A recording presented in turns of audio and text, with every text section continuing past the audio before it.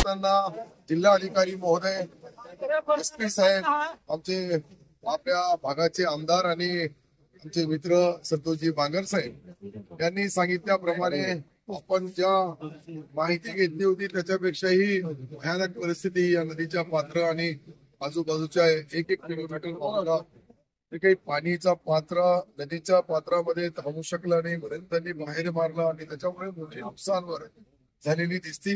त्याचे सर्व एक वस्तुनिष्ठ पंचनामे केले जाईल. ते घराचे पंचनामे असतील, शेतीचे पंचनामे असतील, गुराढोरांचे असतील, जीवितहानी असेल, ज्या ठिकाणी हे आपत्कालीन परिस्थितीमध्ये जे घडलेलं आहे त्याच्यावर पूर्ण जिल्हाधिकारी महोदय स्वतः मॉनिटरिंग करू लागले.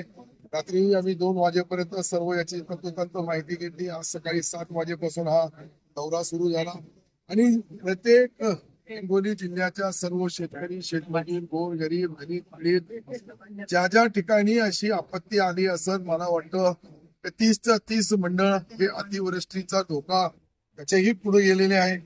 याची जे काही आपली जे नियम आहे, निकष आहे, त्याच्यापेक्षा 41 मिलीमीटर पाऊस पडला तर निश्चित त्याचे परिणाम भयानक होतात. आणि याच्यामुळं आता पंचनामे होतील. काही सहकारी संस्था असतील, काही उद्योगपती असतील, काही व्यावहारिक व्यापारी असतील, काही सामाजिक संस्था असतील किंवा राजकीय पुढारी असतील, यांनाही माझी हात जोडून नम्र विनंती आहे का आपण आपल्या पद्धतीने थोडाफार शासनाचा पूर्ण यंत्रणा युद्ध पातळीवर काम करू लागली, पण त्यांनी बाकीच्या लोकांनी त्याला मदत करावी, जेणेकरून या संकटाच्या काळामध्ये आपण ज्या आलेली आपत्ती व्यवस्थापन समितीचे सर्व अधिकारी, सर्व मॉनिटरिंग, कंट्रोलिंग, सन्माननीय जिल्हाधिकारी महोदय आणि मी स्वतः, आम्ही आमचे लोकप्रतिनिधी स्वतः संतोष बांगर साहेब बी प्रत्येक ठिकाणी लोकांना मदत करण्यासाठी रस्त्यावर उतरले, शेतापर्यंत गेले, संकटाच्या काळामध्ये मदत केली.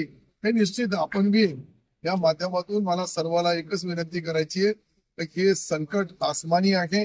या आसमानी संकटचा मुकाबला करताना आपली यथाशक्ती सर्वांनी मदत करावी आणि विशेषतः सरकारी यंत्रणा युद्ध पातळीवर काम करत, याच्यामध्ये तीड मात्र शंका नाही. अगर आपको हमारा ये वीडियो पसंद आया हो तो इसे लाइक और शेयर ज़रूर करें और हाँ, SC न्यूज़ को सब्सक्राइब और फॉलो करना ना भूलें. साथ ही बेल आइकन दबाएं ताकि कोई भी न्यूज़ आप मिस ना करें. तो जुड़े रहिए हमारे साथ और देखते रहिए SC न्यूज़, खबर वही जो सच है.